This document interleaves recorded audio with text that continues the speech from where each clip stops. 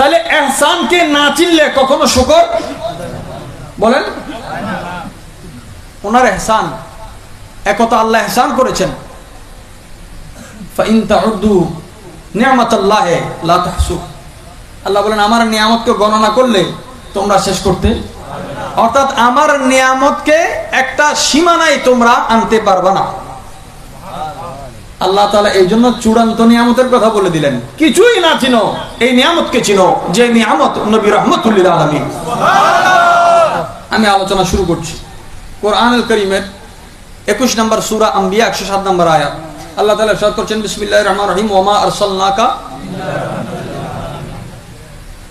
এই আয়াতের তাফসীর করছেন ইবনে কাসির কে ইবনে কাসির মুফাসসিরিন کرام করেছেন কিন্তু ইবনে কাসিরের তাফসীরের মধ্যে তিনি উল্লেখ করেছেন যারা নবীকে পেয়ে আনন্দ হয়েছে তারা দুনিয়া আখিরাতে খুশি সুখী যারা এই নিয়ামতকে অস্বীকার করেছে তারা দুনিয়াতেও ক্ষতিগ্রস্ত আখিরাতেও ক্ষতিগ্রস্ত সুতরাং মানুষের আমার পূর্বে আপনারা শুনেছেন কারি মিনহাজুল আবেদিন বলেছেন ইবনে হাজার হাইতামি এবং ইবনে হাজার আসকালানির ফাতহুল বারির বরাত দিয়ে রেফারেন্স দিয়ে হুজুর করিম রউফুর রহিম সাল্লাল্লাহু আলাইহি ওয়াসাল্লামের মিলাদের সদকায় যদি আবু লাহাব একদিন শান্তি পাই আমরা মুসলমান হওয়ার পরে কেন শান্তি পাবো না বর্তমানে নতুন আরেকটা গাধা আসছে যে সহি সহি সহি বলার পরে পড়তে পড়তে সুন্দর করে কিতাব কিতাব সুন্দর করার নাম সুন্দর এলম নয় সুন্দর এলম নয় আবু লাহাব যেই বাদীকে আজাদ করেছিল সুহাইবিয়াকে এই সুহাইবিয়াকে আজাদ করার পরে এখন বলা হচ্ছে দুইটা রওয়ায়াত আসছে একটা মিলাদের পরে আর একটা হচ্ছে নবীজি হিজরতের পরে আরে গাধা হিজরতের পরে নয় তুমি যদি নবীর ইন্তেকালের পরেও এটাকে সাবিত করো তার প্রমাণ হয় একত মিলাদের ক্ষেত্রে এটা দলিল হচ্ছে দ্বিতীয়ত তুমি যদি বলো নবী পাক সাল্লাল্লাহু আলাইহি ওয়াসাল্লামের মিলাদের পরে সুহাইবিয়াকে আজাদ করা হয় নাই বরং নবী হিজরত করার পরে আজাদ করা হয়েছে গোলাম তো আরো অনেকেই আজাদ করেছে কারো আঙ্গুল থেকে তো মিষ্টি পানি বের হয় না অর্থাৎ তুমি যদি বলো সুহাইবিয়ার কারণে তাহলে নিশ্চয়ই সুহাইবিয়াতে কিছু আছে সুহাইবিয়া মিলাদের সংবাদ দেওয়াটা ওসিলা ছিল মূলত আল্লাহ তাআলা ওনাকে তখনই আজাদ করেছিলেন কারণ গোলাম থেকে আল্লাহর হাবিব দুধ পান করে নাই নবীজির দুধ মাতা হযরতে সুহাইবিয়া সুবহানাল্লাহ গোলাম থেকে পান করে নাই নবীকে পান করানোর আগে নবীর উম্মতকে আল্লাহ রিজিক দিচ্ছেন রিজকান হালালান তাইয়িবান সুবহানাল্লাহ ওই প্যারা মাহবুব যার কলমা পড়ে রিজকে হালালে তাইয়্যিব পাওয়া যায় ওই প্যারা মাহবুব নবী কোন নাপাক থেকে রিজিক নবীর দুধ মাতা হওয়ার এই সুযোগটা ছিল আল্লাহর প্যারা হাবিবের সদকায় তাকে আগে আজাদ করা হলো সুবহানাল্লাহ তুমি যদি বলো হিজরতের পরে আজাদ করা হয়েছে আমি বলবো তারপরে এখানে মুজিজা তারপরে শানের রিসালাত আছে দুনিয়ার অনেক গোলাম আজাদ করা হয়েছে এই ফজিলত কোন মুসলমানকে দেওয়া হয় নাই যেই সুহাইবিয়া মিলাদের সংবাদ দিয়েছে মিলাদের সংবাদদাতার দিকে মুহাব্বতের নজরে ইশারা করলেও গুনাহ মাফ হয় সুবহানাল্লাহ আযাব মাফ হয় সুবহানাল্লাহ আযাব মাফ হয় তোমার হাজারো বরাত তুমি রেফারেন্স বের করতে পারবা কিন্তু কোথাও পালানোর জায়গা নাই কারণ দরজা সবখানে বন্ধ দরজা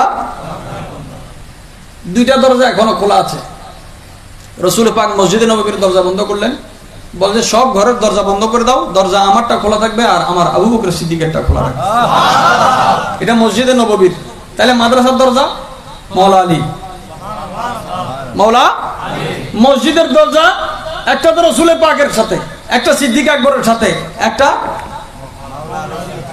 এলম মানে মাদ্রাসা তো এলম কি তো মাদ্রাসার দরজা কে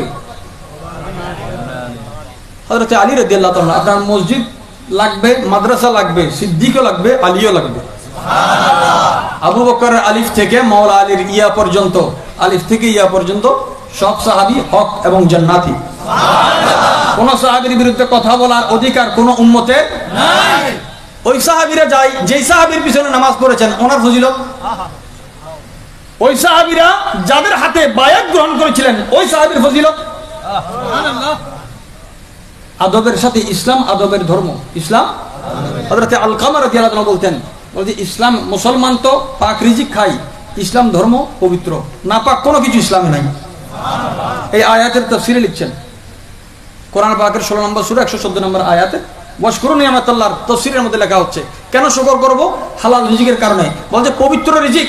আল্লাহ যখন হারাম বস্তু, হারাম জানোয়ারের কথা উল্লেখ করলেন, ওই আয়াত দ্বারা সাব্যস্ত হয়েছে ইসলাম পবিত্র। ইসলাম ধর্মে যারা আছে তাদের রিজিকও পবিত্র। রিজিকও পবিত্র। রব্বুল আলামিন এই হালালে তাইয়্যিব আমাদেরকে দান করুন, আমিন। আকা করিম রউফ রহিম সাল্লাল্লাহু আলাইহি ওয়া সাল্লাম আমাদের উপর ইহসান কিনা? এটা কি দয়া নয়? তাহলে দয়াকে চিনতে হবে। আল্লাহর ইহসান আল্লাহর হাবিব, আল্লাহর ইহসান আল্লাহর কোরআন, আল্লাহর ইহসান ইসলাম। আল্লাহ তাআলা সমস্ত নিয়ামতকে একটা শব্দে উল্লেখ করেছেন, ওই শব্দের নাম কাউসার।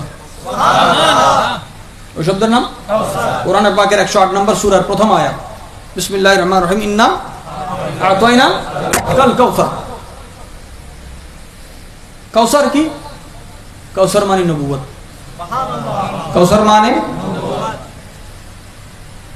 প্রত্যেক শব্দের শুরু আছে, শেষ অর্থাৎ এই শব্দের অর্থেরও শুরু আছে, শেষ আছে। অক্ষরের শুরু এবং শেষ যেমন, তার অর্থেরও শুরু এবং কাউসার আল্লাহর পেয়ারা হাবিবকে আল্লাহ যত নিয়ামত দিয়েছেন এটার একটা অংশ, এটার একটা অংশ। আল্লাহ তাআলা নবুয়ত দিয়েছেন, নবুয়ত কাউসার। উম্মতের জন্য পেয়ারা নবীকে শাফাআত করার অনুমতি দিয়েছেন, এটাও কাউসার। আল্লাহ তাআলা নিজের মনোনীত ধর্ম ইসলাম দিয়েছেন, এটাও কাউসার।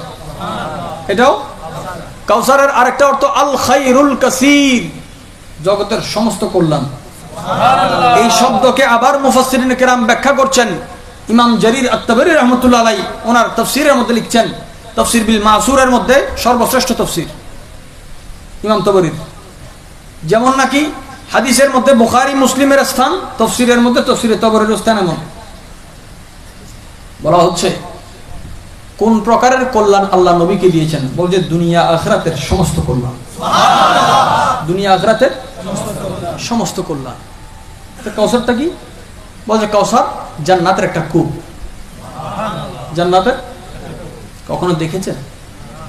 নহরের একটা আওয়াজ আছে, কখনো শুনেছেন? বলেন। আল্লাহর হাবিব আমাদেরকে এত মহব্বত করেন, ওয়া বিল মুমিনিনা রাউফুর রহিম। আপনারা শুনেছেন উম্মতের প্রতি, মুমিনের প্রতি নবী রাউফ রহিম, দয়ালু। একটা জায়গা আছে যেখানে বসলে আপনি হাউজে কাউসারের ওই পানির আওয়াজ শুনবেন। সুবহানাল্লাহ।